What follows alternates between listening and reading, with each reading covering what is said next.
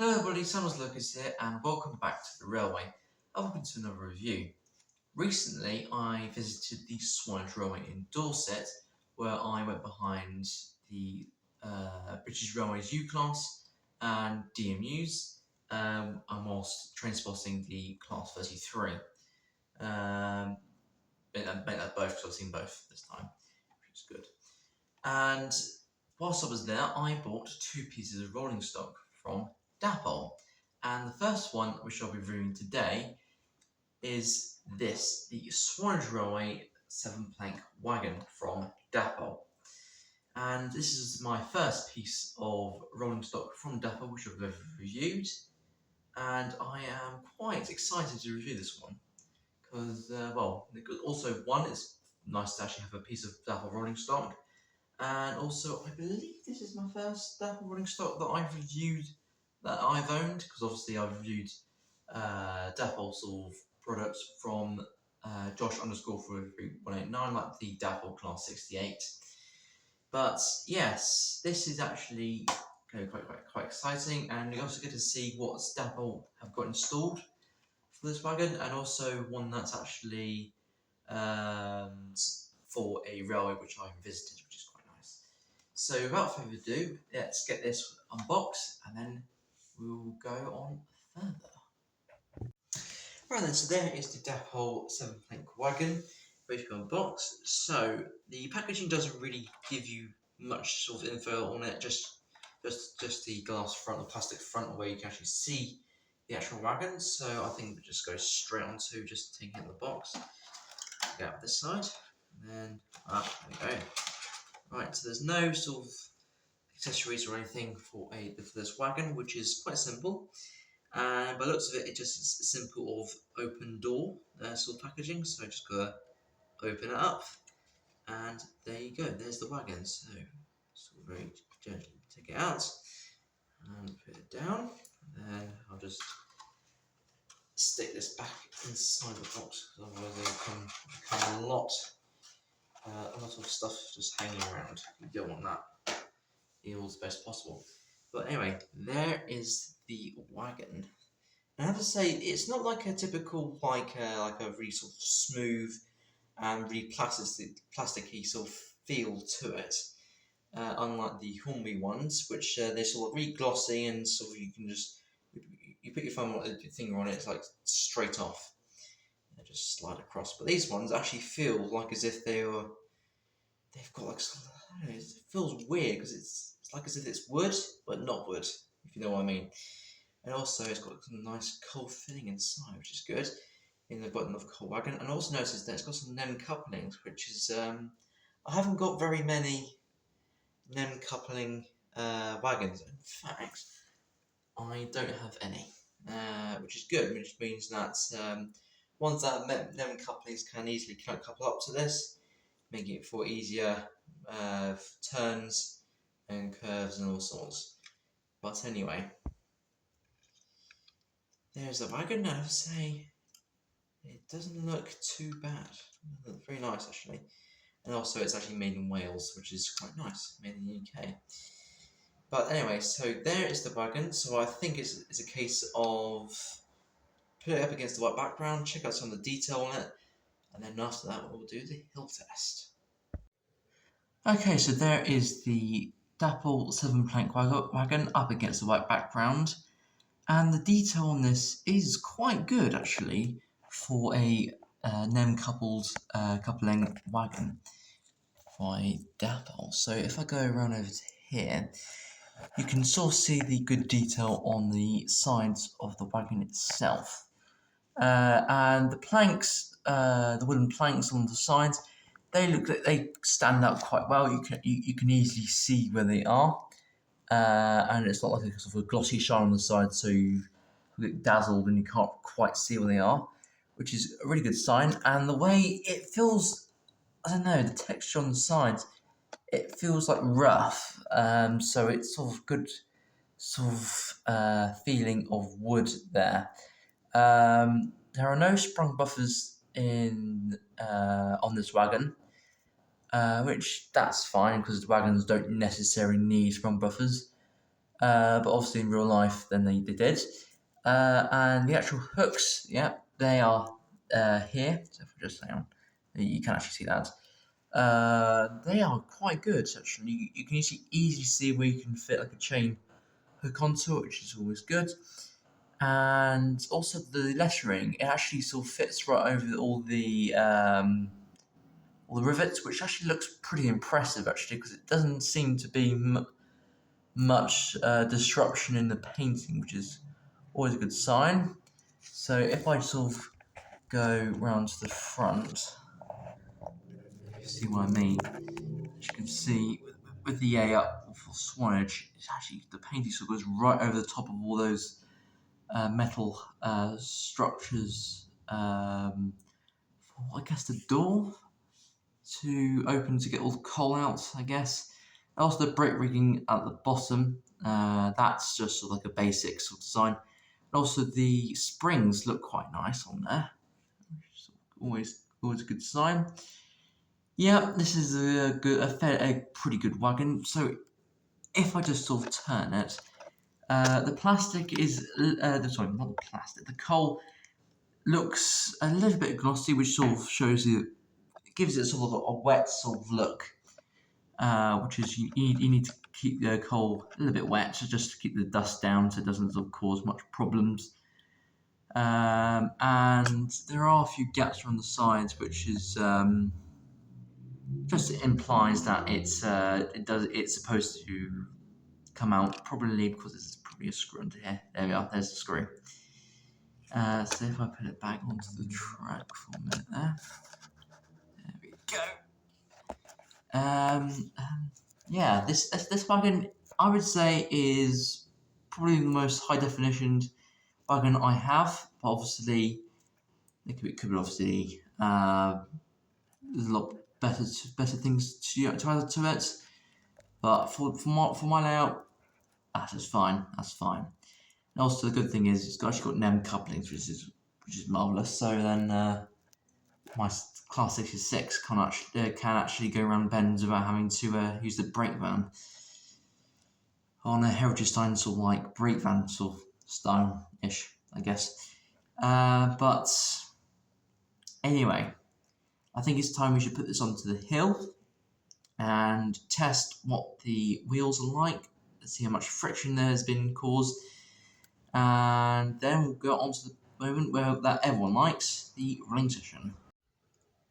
Okay, so there is the wagon down onto the track and ready for the hill test, which is the nice curvy hill, which goes straight down.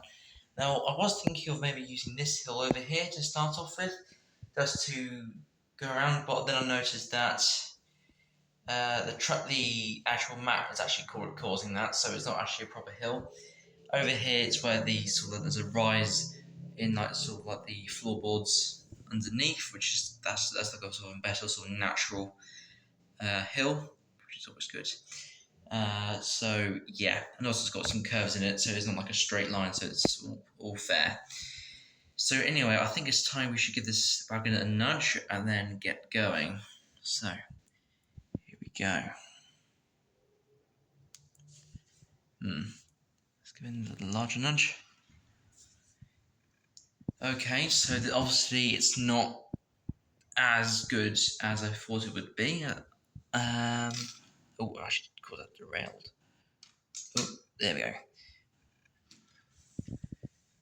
It's alright until it's for a couple of seconds. But obviously it's not doing a thing where it's stopping immediately, which is always good. It means that A loco can haul this around quite nicely. Just give it another nudge. Yeah, it moves if you just nudge it. Yeah, it's one of those ones that a loco can handle easily, but it's obviously not that good, not that bad. So it's sort of an in-betweener for me. But anyway, I think it's time we should put this in a consist of other wagons and then get the running session started. Right then, so there is the wagon down onto the track in between a 3 wagon consists of coal wagons, which means I'm sort of expanding on the coal train, which is always nice to see. And so the logos I decided to use today are logo classes that are based at the Swanage Railway itself. So for the coal train, I have used the Class 33, which the Swanage Railway owns 2 of them, one in BR blue and one in BR green, of which the BR blue one was being used at the railway at the time, which is good because I've got a BR blue Class 33. And also on the other train, I have used the Battle of Britain. There is no third train today because I don't have 3 locos which are based at the railway currently. But I think 2 for the Swanage Railway will be enough, and there's normally 2 large trains running for the day, which is it sort of works well. So what I'm going to do is I am going to reverse the 33 up and couple up to the wagon and the rest of the train. And then we'll see how the couplings work, and then after that we'll get it going. So if I put it into reverse, and then see how the couplings work.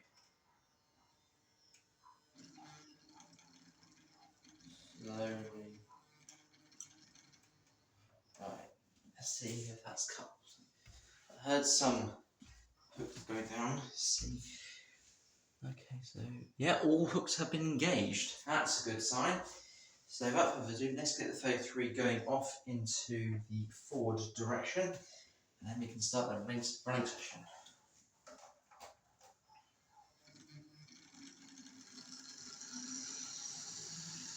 Obviously not too fast, as it's only a freight train. But anyway, let's go and see the Battle of Britain off. So there is a Battle of Britain, which the Battle of Britain at the Swanage Railway is Manston. But funny enough, my Battle of Britain is only four numbers off the actual number of Manston, which was 34070, and I had 34066. So I've got a box van train for you today. So without further ado, let's get that one going. But if I can get to the right controller, that is. Here it is.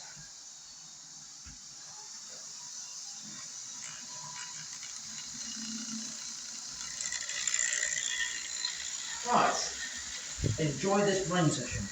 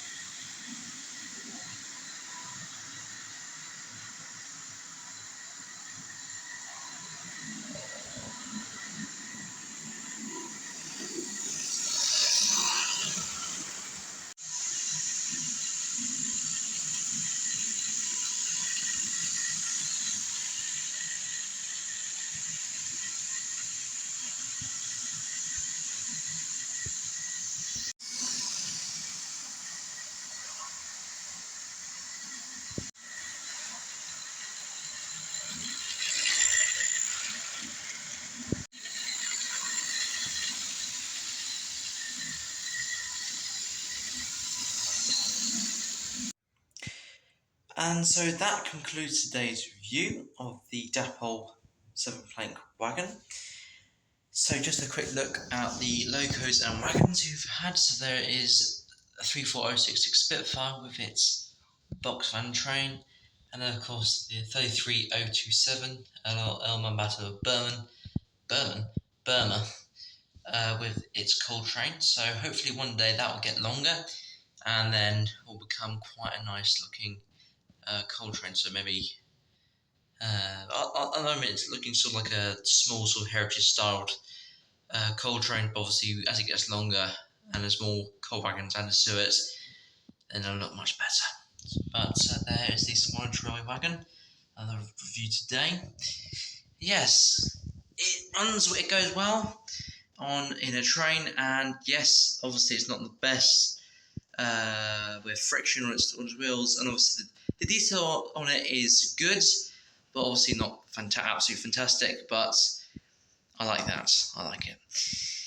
But anyway, that is all I have got to say today, and also what to do today. So I thank you all much for watching, and if you like this video, do consider liking and subscribing to the channel to keep it all going, and I shall see you all next time for some more reviews. Goodbye everyone.